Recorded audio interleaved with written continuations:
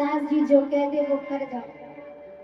आज के समय में कोई भाई से जाकर सलाह लेता है, पड़ोसी से जाकर सलाह ले लेगा, लेकिन अपने सगे भाई से सलाह लेने नहीं बैठता।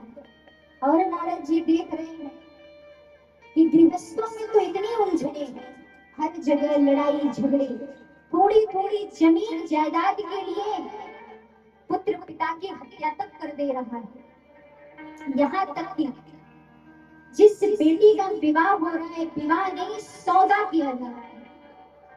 कहते हैं ना, ये जब तक लेन देन समाप्त नहीं होगा ना, तब तक जीवन में कुछ भी सही होने वाला नहीं।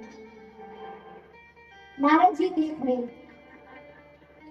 कि जो धन देकर के अपनी बिटिया का ब्याह भी कर रहा है, तो भी उसे ले जाकर ससुराल में जला दिया जा रहा है, मार दिया जा रहा है, छोड़ दिया जा रहा है।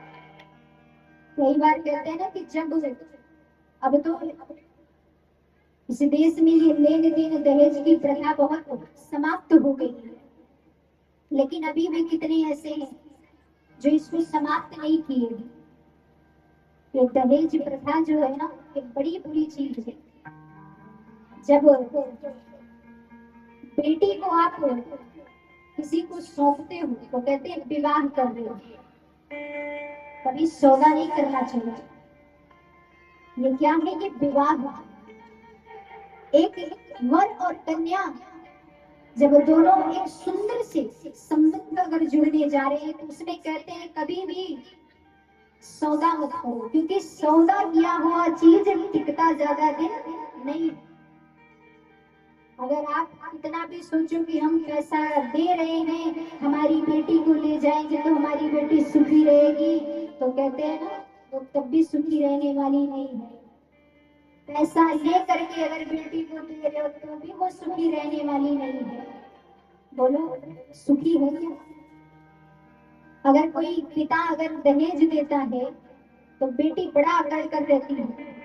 बेटी को अगर होता है कि नहीं, हमारे पिता ने तो इतना दिया है, और अगर लड़की वाले ने लड़की वाले को कुछ दे दिया तो उनको अकड़ होगा कि नहीं होगा कि हमने भी तो बहुत कुछ दिया है।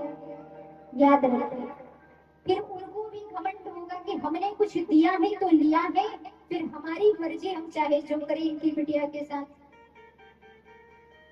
जीवन में सब करो, लेकिन ये लेन देन का अगर विवाद कर रहे हो तो उसमें कभी सुख नहीं मिल सकता।